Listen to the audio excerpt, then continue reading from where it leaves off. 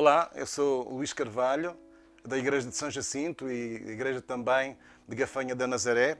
É um prazer estar aqui para vos transmitir uma pequena meditação da Palavra de Deus que desejo ser benefício para aqueles que a puderem ouvir e também para poderem realmente recomendá-la a outros que necessitam também de ouvir a Palavra de Deus. A Palavra de Deus é alimento para as nossas vidas, é alimento para nós e todo o homem necessita de a ouvir para se sentir envolvido com Deus. É através da Palavra de Deus que os nossos olhos são abertos para que possamos visualizar realmente a grandeza, a grandiosidade de Deus e também visualizar o amor de Deus que pretende ser recebido pelas nossas vidas com gratidão e com realmente devoção. Nesta meditação eu gostaria de ler um trecho de 2 de Crónicas, capítulo 7, versículos 11 a 15. E eu intitulei este sermão como 4 requisitos para que Deus responda às nossas orações ou às nossas petições. Eu vou passar a ler o texto de 2 de Crónicas, capítulo 7, versículos 11 a 15. Assim Salomão acabou a casa do Senhor e a casa do rei, e tudo quanto Salomão intentou fazer na casa do Senhor e na sua casa prosperamente o efetuou. E o Senhor apareceu de noite a Salomão e disse-lhe: Ouvi a tua oração e escolhi para mim este lugar para casa de sacrifício. Se eu cerrar os céus e não houver chuva, ou se ordenar aos gafanhotos que consumam a terra, ou se enviar a peste entre o meu povo, e se o meu povo, que se chama pelo meu nome, se humilhar e orar e buscar a minha face e se converter dos seus maus caminhos, então eu ouvirei dos céus e perdoarei os seus pecados e sararei a sua terra. Agora estão abertos os meus olhos e atentos os meus ouvidos à oração deste lugar. Glória seja dada ao nome do Senhor e que a palavra de Deus possa realmente ser aceite por nós também neste momento como palavra dirigida a cada um de nós e que possamos conseguir extrair dela conhecimento e também alimento para a nossa vida. Aquilo que nós acabamos de ler é acerca da construção do templo que foi realmente efetuado no tempo do rei Salomão. Este templo era também o desejo do seu pai, rei Davi, que desejava muito poder ter construído este templo, mas o Senhor não lhe o permitiu e permitiu assim que o seu filho Salomão pudesse edificá-lo. E lemos na palavra de Deus que Salomão se aplicou de uma forma total, tremenda, para que o templo do Senhor pudesse ser edificado de uma forma maravilhosa, de forma próspera, de maneira que pudesse ser um lugar onde pudesse ser um lugar que espelhasse o amor que o povo deve ter para com o Senhor, a dedicação e o zelo que o povo deve ter para com Deus. Assim, aquela casa, a casa de culto, aquela casa de sacrifício foi edificada e foi apresentada pela oração do próprio rei Salomão ao Senhor. E Salomão orou ao Senhor para que, na verdade, o Senhor pudesse ter misericórdia do seu povo, que o Senhor pudesse atentar àquilo que estava-lhe sendo ofertado e que Deus tivesse também misericórdia pelos sacrifícios que ali iriam ser ofertados por aqueles que os iriam entregar para sacrifício, para que pudesse Deus também perdoar de alguma forma os seus pecados e o seu pecado pudesse ser coberto pelo sangue dos sacrifícios. Então, Salomão faz uma oração grande, uma oração bastante comprida. E nesta oração, o rei pede ao Senhor que, na verdade, pudesse, atentar à oração do seu povo, atentar para o sacrifício feito a ele, para perdão e para cobertura do pecado do seu povo e aceitasse, para que, na verdade, quando o Senhor pudesse ordenar alguma calamidade, o Senhor pudesse consentir em alguma situação negativa, consentir que no castigo também pudesse vir sobre o seu povo para o repreender dos muitos desvios que o povo fazia, adorando falsos deuses, esquecendo-se da sua própria existência, a existência de Deus verdadeiro, do único Deus Senhor e Salvador, o Senhor que os guiara sempre em todo o tempo. E muitas vezes, mesmo tendo esta consciência, as pessoas desviam-se do Senhor, olham para coisas que não os podem valer, preenchem o seu coração com situações que não lhes podem realmente dar benefício. Antes os afastam de Deus, os afastam do Senhor e permitem que coisas negativas possam vir à sua vida. Então, hoje é assim também. As pessoas têm a palavra de Deus, têm inúmeros exemplos que narrados na palavra de Deus que devem ser para nós motivo de nós podermos ter conhecimento de que esses desvios nos levam à perdição e que nos levam por caminhos que não trazem benefícios no nosso viver diário. Por isso, nós devemos também atentar para estas palavras e para aquilo que vamos meditar neste sermão, para que tenhamos uma vida de relacionamento com Deus de forma harmoniosa e que não nos possamos desviar por caminhos que não são os caminhos de Deus. Salomão então faz estas petições ao Senhor, para que o Senhor possa ter misericórdia e que possa, na verdade, olhar com olhos de misericórdia para o seu povo e aceitar este templo como lugar de sacrifício. No dia da inauguração do templo, houve manifestações de Deus de forma poderosa naquele lugar, de forma que não houve dúvida alguma quanto à aceitação de Deus por aquele lugar de sacrifício. E assim houve múltiplos sacrifícios de animais naquele lugar. Houve um derramamento enorme de sangue. Milhares de animais foram realmente ofertados naquele lugar. E durante muitos dias houve um festejo sobre aquela edificação, sobre aquela oferta daquele templo para sacrifício ao Deus Todo-Poderoso, ao Deus do céu, ao único Deus, Senhor e Salvador de todos nós. Então, passados anos, Salomão, ele também acabou a sua própria casa. E também diz a palavra do Senhor que, passado esse tempo, então Salomão, ele teve um encontro com o Senhor. E o Senhor lhe falou. O Senhor lhe respondeu agora àquela oração que, na verdade, ele tinha feito ao Senhor. Então, diz que o Senhor lhe disse estas palavras: se eu cerrar os céus e não houver chuva, ou se ordenar aos gafanhotos que consumam a terra, ou se enviar a peste entre o meu povo, e se o meu povo, que se chama pelo meu nome, se humilhar e orar e buscar a minha face e se converter dos seus maus caminhos, então, diz o Senhor, eu ouvirei dos céus e perdoarei os seus pecados e sararei a sua terra. Agora estão abertos os meus olhos e atentos os meus ouvidos à oração deste lugar. Esta foi realmente a resposta da oração do rei Salomão. Foi a resposta de Deus à oração daquele homem que estava de uma forma determinada em ter da parte de Deus realmente uma resposta. E Deus dá-lhe esta resposta. Porque Deus tem em mente, Deus tem no seu coração sempre presente o desejo de ter harmonia, de ter um relacionamento permanente, um relacionamento de intimidade com a sua criação, com o homem que criou à sua imagem e à sua semelhança. Deus deseja isto. Deus deseja e espera que o homem ele possa obedecer à sua voz, obedecer aos seus requisitos para que possa estar, de alguma maneira, preparado para que Deus lhes possa transmitir o seu recado,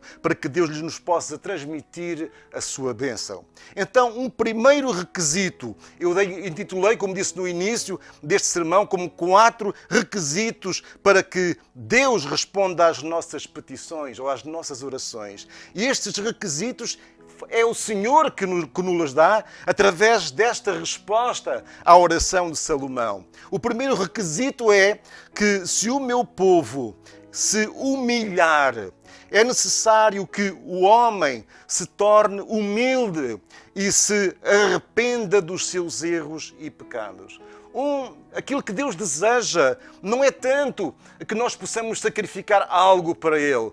Deus não aceita pagamento monetário pelos pecados do homem. Nós não podemos pagar a Deus para que tenha um relacionamento conosco, mas nós podemos aceitar o determinado por Ele próprio, para podermos aceitar estes princípios e nos podermos relacionar com Deus e nos possamos de alguma forma aproximar dEle de forma espiritual e ter da sua parte a sua bênção. Eu desejo na minha vida que Deus possa ouvir a minha oração, que Deus possa ter em conta as minhas petições, que Deus tenha misericórdia de mim e que possa, na verdade, falar-me, perdoar-me e de alguma forma guiar a minha vida. Então este primeiro requisito não era apenas para o povo daquela altura, ainda é para nós hoje, para mim, Luís Carvalho, e para todo aquele que quer ter um relacionamento com Deus e quer ter as suas orações ouvidas por Deus e respondidas por Deus.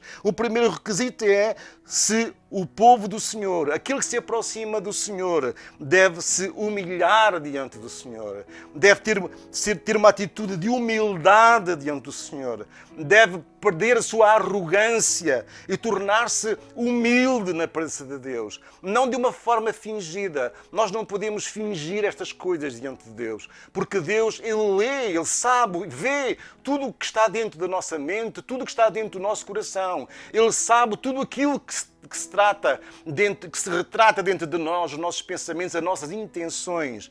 Por isso, a nossa intenção ao querer nos aproximar de Deus deve ser uma intenção genuína, para um relacionamento de pai para filho, de Deus para com a sua criação, para que Deus possa guiar a nossa vida. Devemos ter desejo de aceitar os princípios de Deus na nossa vida, para que possamos ser considerados, na verdade, filhos de Deus e possamos andar trilhando os caminhos que Ele prepara para nós. Portanto, é necessário que o homem se torne humilde, mais uma vez o digo, neste primeiro requisito dado por Deus a Salomão, e se arrependa dos seus erros e pecados. Em Tiago, no capítulo 4 e versículo 10, está escrito que devemos humilhar-nos perante o Senhor e Ele nos exaltará. Ou seja, o homem, aquele que quer ter um relacionamento com Deus, deve se humilhar, deve renunciar à sua natureza pecaminosa, à sua natureza carnal e optar por aceitar os princípios de Deus que partem de uma vida humilde, de uma vida realmente humilde perante o Senhor, uma vida que nos possa humilhar a nossa natureza carnal para poder salientar a natureza espiritual que Deus quer fazer crescer em nossas próprias vidas para que esse relacionamento seja uma realidade. No Evangelho segundo Lucas, capítulo 18 e versículo 14, parte B, está escrito: qualquer que a si mesmo se humilha será exaltado. São palavras de Jesus, que qualquer que a si mesmo se humilha será exaltado. Sabemos que humilhar-nos é algo que o homem não deseja. O homem deseja engrandecer-se, o homem deseja exaltar-se perante os demais, o homem deseja evidenciar os seus conhecimentos, as suas ações como sendo algo de importante, mas aquilo que nós aprendemos na palavra de Deus é que nós devemos considerar os outros superiores a nós próprios. Devemos, portanto, humilhar-nos perante o Senhor e Ele nos exaltará. Qualquer que a si mesmo se humilha, escreve Lucas no capítulo 18, versículo 14, parte B, se humilha será exaltado.